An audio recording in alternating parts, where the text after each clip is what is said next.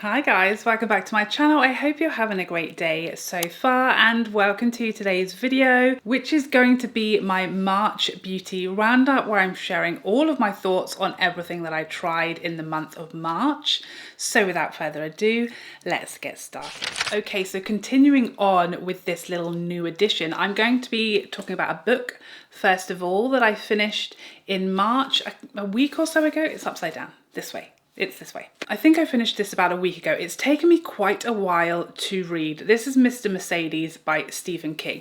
It doesn't look like a really long book, but the print in this book is evil. It is so small, okay, that it is a long book. It's probably twice as long as you would think it would look like, because if the print was a regular acceptable size for a human's eyeballs, then it would be like twice as thick as this. So it did take me a while to read. I would give this an absolute solid 8 out of 10, okay? This is a very different book for Stephen King. I feel like this is very much like a crime novel with a hint of Stephen King sprinkled on it in places. But there's no like crazy monsters or like wild unnatural goings on. It's literally a very standard, for the most part, crime novel, which is quite different for him. I loved it. This man can obviously just do anything he feels like doing and do it incredibly. I love every Stephen King book I've ever read, more or less, pretty much, I think. Some of them feel like they could have been half as long. This one, it was a little slow to start, a little slow pace. It was never boring, like nothing was going on, but the man does really like to do like some background, you know, info, doesn't he? He likes to give us some background story, and this was no exception. So I feel like, you know, maybe a quarter of the book felt a little slow for me, but never boring, just like, you know, I wanted some more action earlier on. Other than that, couldn't fault it, really loved it. Once I got into like the second half, I was hooked, and I loved, like, there's still some twists in there. It was very exciting. Loved it. Next up, I want to talk to you guys about this hair tool. So this is from Belissima and it was gifted to me, but they let me choose. They basically said I could have any tool I liked from their website. And you guys know I've been looking for a hair wave, like a beachy waving hair tool for a while. I bought one that I didn't get along very well with because it was really, really large. I kept burning myself on it, and it just kind of was a little too soft of a wave. It looked more frizzy than wavy for what I was looking for. So I gave this one a try. Let me tell you, this is it. This is the perfect beachy waver. I'm so happy with it. As you can probably tell, because I've been rocking beachy waves, not today, but very much recently, and it's just, I love everything about it. It's so clever, it's so easy to use. It has, so let me show you, it has a lock on it. At the moment it's locked, so you can store it nice and compactly. This bit is just like a cover, so you take this bit off and then you can use it as a stand, you know, while you're using it, which is great. But basically it has two types of waves, so you can use it like this, and this will give you a softer wave, or you can turn this bit around, voila, and you'll get a deeper wave, which is how I like to use it. The sides here are like plastic, so they don't heat up, so you're not burning your head when you touch, even when you touch your head. The other one, it was like going anywhere near a bit of flesh on my ear and it was burning all the time. It also has quite a nice long bit here that doesn't heat up, that you can use to clamp down on your hair and hold, and it doesn't get hot. I really, really appreciated that because the last one was burning the living daylights out of me. But I've been using the deep waver. I find it so easy to use. I find it does never burn me, and it gives me the perfect amount of wave and shape of wave that I've been looking for, and I've just been loving it. I waved my hair last week, and then the next day I put it up in a bun, and it just looked so much more like I put a lot of effort into my hair, just because the ends had that wave, and I waved my face framing pieces, and it would just look like I'd done a whole updo when literally it took me 30 seconds. And I've been doing that a lot, just putting my hair in a ponytail, waving my front pieces, and it literally looks like a whole hairdo. I love it. It's the best one I've tried. Next up, we have a couple of fragrances. I bought my second full-size fragrance of the year. If you guys remember, my target is 6. We're 2 down. So we're on target in some ways. But I feel like, yeah, I'm nervous about that number. So this is Kilian's Sunkissed Goddess. Oh, this is exactly what I was hoping it would be. If you look at these notes, it's going to tell you everything you need to know. It is very much a summer, beachy, sun lotion type of scent. It starts off quite white floral. The dry down, the coconut starts coming in, and it is so beautiful. It is really long wearing. Like I'm waking up the next day and I can still smell it on me, but it doesn't have a huge projection or sillage. I can smell it and get wafts of it all day, but it is an office friendly scent. Obviously it's really still not, there's no warmth in the air here yet. I definitely feel like this will project a lot more in summer as it heats up on the skin. It's so pretty and light and beachy. It literally smells like hot summer holidays, and a little bit of vanilla and woodsy notes come in at the base, which I really like, but that coconut just starts coming through, and I really love a bit of coconut in my fragrances, especially in the summer. This is gorgeous. It's exactly what I was hoping it would be, and I think if you're looking for that sun cream but in a beautiful light way, it doesn't smell sickly sun cream, if you know what I mean. It's a lighter floral hint of coconut sun cream. Absolutely gorgeous. I got a free sample of Smoking Hot by Kilian with my order, which I'm really glad about, because that's one that I've been kind of curious about. I'm really glad I did not blind buy the full size of this, because this is just full, I mean, it is as described. It's full on smoke. It reminds me very much of Dior's Tobacco Law. It's just too potently smoky for me. It's interesting because when I first sprayed this, so it has apple and cinnamon in the opening, and I definitely got a burst of that. Like when I first sprayed it, I was like, oh, okay. And then within about 30 seconds, the smoke just came in like I was in the middle of a fire. And that's all I could get for the rest of the fragrance. It was just pure, overwhelming smoke. It was not my cup of tea. It's too smoky. I love a tobacco note, but smoke note that's really overpowering and strong like that is just, it's just too much for me. So I was glad that that was not, I was really glad that that was a sample and not a full bottle, because that was just not a fragrance I would wear. So that was a miss for me personally. But if you're looking for a really smoky fragrance like Dior's Tobacco Law, that is it. Also Tom Ford Ebene Fume. It's that type. It's fumey. It's smoky. That's what I'm talking about. Next up, I bought the Kerastase hair oil. This is the Elixir Ultime, I guess that's how you say that, beautifying hair oil. So this is supposed to be really nourishing and give a lot of hydration to the ends of your hair. I've been using this almost like every night, just a pump through the ends of my hair, and I love it so much. I definitely think I prefer this to the Olaplex oil. One, the scent is so much nicer. It smells delightful, and I love anything I put in my hair to smell beautiful, because it's just an extra bonus, isn't it? It just adds to your amazing little scent bubble that you go about just, you know, wafting everywhere. I really love that. It's really less oily on your hands to, you know, put through your hair, which I appreciate. And it just leaves my hair really silky on the ends, no dryness. I woke up with really silky but not weighed down hair. I've been really loving that one. Next up, I finally got round to trying the Skin Rocks Moisturiser. They have a fragrance-free or a fragranced one. This is the fragrance one. But I will say it's a beautiful fragrance. It's not perfume. It just smells gorgeous of like expensive skincare, but quite light. Like when I first got this, I actually had to go and check, is this the one with or without fragrance? Because I expected the one with fragrance to be perfumey, and it's not at all. It smells amazing. This is my new absolute favorite day cream, day moisturizer. I love it so much. It feels so like moussey and creamy going on. Obviously it's creamy, it's a cream, hello. But it feels whipped. Do you know, I mean like cooking whipped, you know? There's very, very different connotations there. So light and airy, yet so hydrating. It really feels on the skin very, very rich and yet it just disappears into your skin, leaving you so hydrated but with no grease or residue on the skin. So it's perfect for going on before makeup because it really does absorb amazingly. No, you know, greasy oiliness left on the surface of your skin. It's absorbed, but you look gloriously hydrated and you feel it as well, but it's not causing a problem on top of your skin with products that go on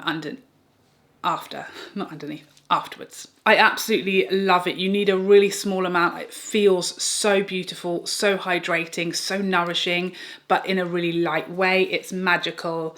Absolute repurchase. This one was gifted to me. I'd repurchase it tomorrow if it ran out. Please don't.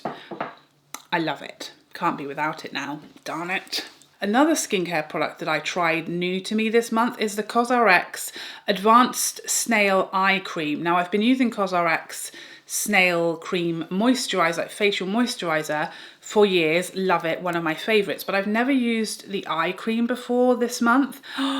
This is so nice. It's so light. It's a sort of gel consistency, very, very light. You need a tiny amount. And this is like 10 cups of coffee in an eye cream. It's so cool, very, very cooling, like a burst of water gel under your eyes. It's perfect. I only use it in the morning. I prefer like a sort of more retinol or treatment-y type eye cream overnight. But in the mornings, I just want to be woken up gently. You know, I want a bit of awakening. I want some hydration. I want to feel like I've had 4 hours more sleep than I did. And that does it. It really wakens up your under eye area. Really lovely, cooling, hydrating feeling. I'm loving it. So nice. Really very travel friendly as well, this tube. Loved it. Next, let's talk about a couple of releases from Lisa Eldridge this month. Lisa Eldridge is killing it in 2024. I warned you she would. I told you great things were coming from Lisa Eldridge, and I wasn't lying. I won't lie to you, okay? It's only going to get better from here. It's an exciting year. I just know so many great things are coming. And this month we got her skin tint. Now, obviously I've done a review on this. I've had this for a few weeks now. I've used it almost non-stop, especially whenever I've been running around and just doing a light bit of makeup. And everything I said in my review, you know, I had this for a little while in PR before my review, so I have really used it a lot. The only new thing I have to add is that I've recently been trying it under my eyes, because usually any base product, skin tint or not, I sort of avoid the eye area and just use, you know, my concealer there, because that's what I've been told, you know, we shouldn't put these products under our eyes. Usually they don't do well there. This one has been designed especially to be usable and wearable under your eyes, and it to look nice there as well as the rest of your skin. And so I've been doing that. That's the only new thing that has changed since my review. I love this so much. It looks and feels lovely under the eyes, very light. Doesn't feel like you've put foundation there at all, because it obviously is a very light, natural light coverage, light feeling and looking product, and it is absolutely fine under the eyes. I've been using T8 more recently. I used T6 I think in my review. T8 is a bit warmer, and I've been using that one more recently to give my face and my skin a bit more warmth, because they're so sheer. You know, you can kind of be a bit more flexible with the shades because there's not a lot of coverage there. I absolutely love how this looks on the skin. So natural with a bit of glow, but this does an amazing job at evening up my redness and toning down my redness on my skin and keeping it toned down throughout the day without it looking like you have makeup on, like you've got foundation on. It's so good at just evening skin tone. I love it. So natural, so light. The shades are fantastic. I think it's probably, as far as like a skin tint, a very, very light coverage product, I think it's the best I've ever tried. A lot of people have asked me whether I prefer this or the Hourglass Tinted Moisturiser, because you guys know that's like my favourite. They're totally different. This one doesn't have anywhere near as much coverage as the Hourglass. Is much more of a tinted moisturiser. It has a bit more coverage. This one really is a skin tint. It's more comparable to the Chanel Water Fresh Le Beige, and I do prefer this to that. It's just it's just better at that evening out of skin tone without looking like there's anything else there, which is what I love about it. Amazing. Now, one thing I haven't reviewed or spoken about yet, but I have picked up a few days ago, was one of her new Sculpt and Shade lip pencils. This is the colour 1N. I am wearing it today with Le Mépris lipstick. That's one of her Luxuriously Lucents. I love this lip pencil so much. The other day I was running out the door. This is the shade 1N. You see how natural that is.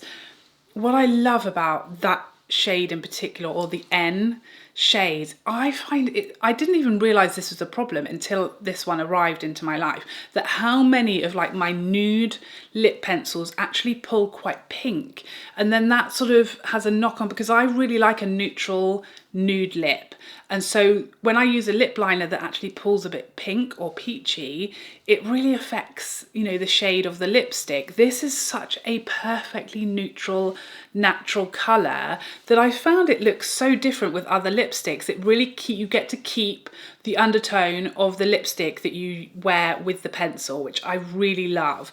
The first time I used this, I applied it all over my lips. I was doing literally like 2-minute makeup. I applied this all over my lips, and I was so surprised, because I feel like if I'd done that with any other lip pencil, my lips would have got dry very, very quickly, because most lip pencils are designed to be really long wearing. They're typically matte and really quite, you know, drying if you were to apply them all over your lips without going over the top with a gloss or a lipstick. That's not really what they're designed for, most of them. I wore this all over my lips, and I kept like rubbing my lips together because it felt so creamy and hydrating for a lip pencil. I was confused. They are really long wearing. I think her original lip pencils are a little more long wearing. I think those are waterproof and these aren't. So these aren't as bulletproof and long wearing, but I do find them more hydrating and lighter and more moisturizing on the lips than her original formula. So it really depends what you are looking for as to which one would be for you. But this shade in particular, I love. They come with a free pencil sharpener, which I also love, because it's really hard to find a really good pencil sharpener, isn't it? And you can like sort of store it with it on the end, which I really appreciate, so they don't get lost or stolen by someone using it for a crayon. But this shade, it's literally my ultimate perfect ever nude lip liner now. I feel like I'll never use another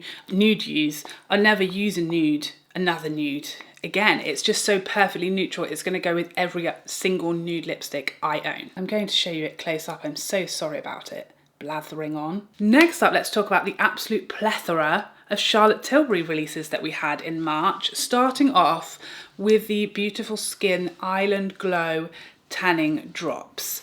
I did not think I was going to like these. I didn't think I would even use them other than, you know, just for review purposes, and then they would go in a drawer never to be seen again. Because I never use self-tan. I've never used a self-tanning product for my face. Like, I literally couldn't even tell you. I don't think I've ever used one intentionally. Anyway, a couple of times I've used things I didn't realize did that. And there have been some mistakes, okay? I have both shades because I was gifted all of these products from Charlotte Tilbury. I do prefer the fair medium. It's just a bit less scary to use for a self-tanning amateur.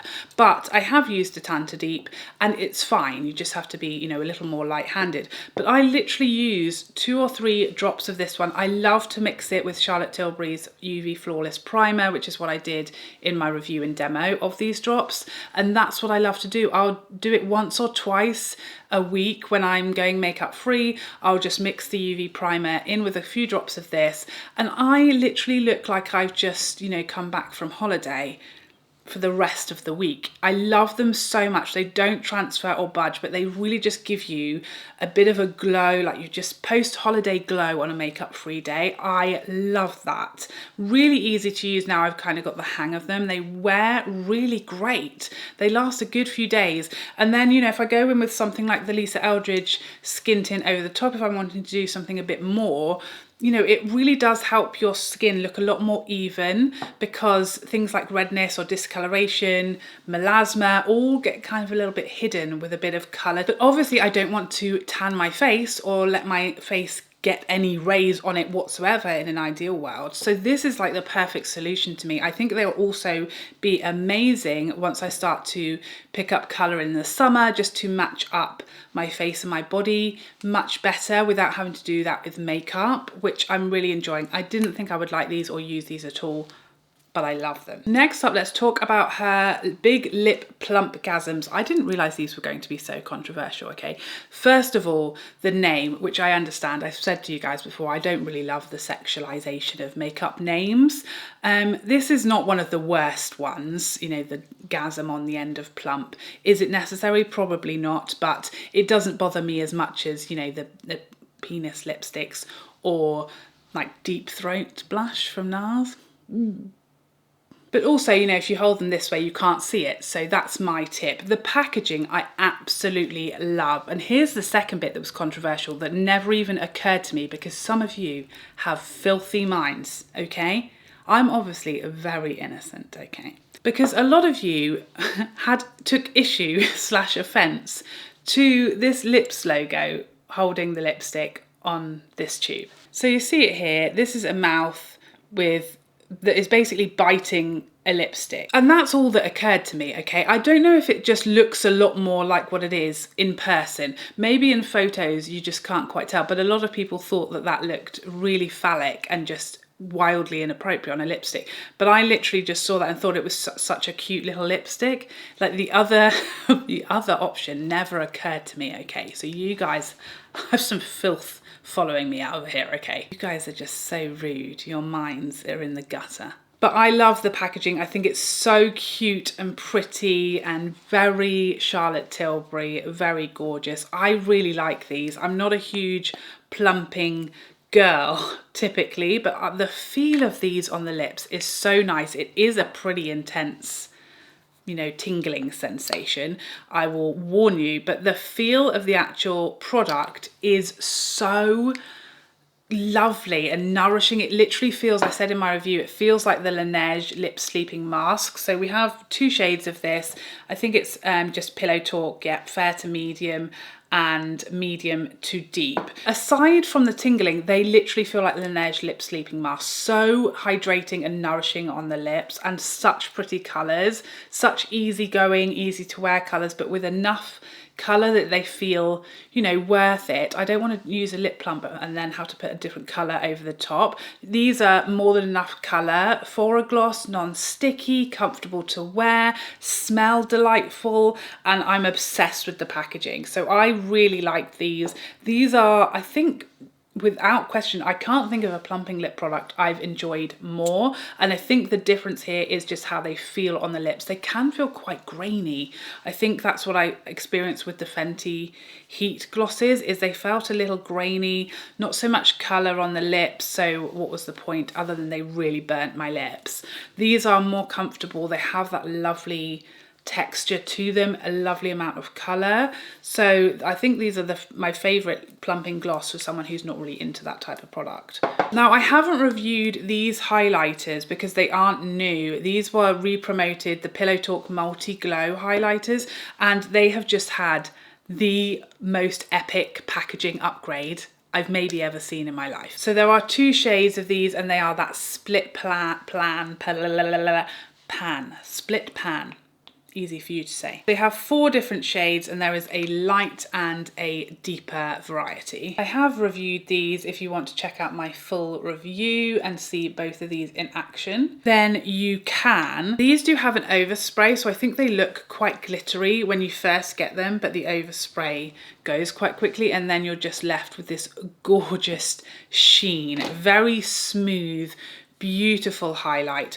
I need to use, for a highlighter, the lighter shade is the one for me. This one I've used as kind of like a highlighting blush, but I will say I wish there was a shade between them, because the lighter shade, I don't know if you can see there, but it can kind of pull a bit icy on me, and then this shade is obviously leaving too much colour for me to use. So I wish he had brought 3 shades out. That was my only complaint originally about these highlighters.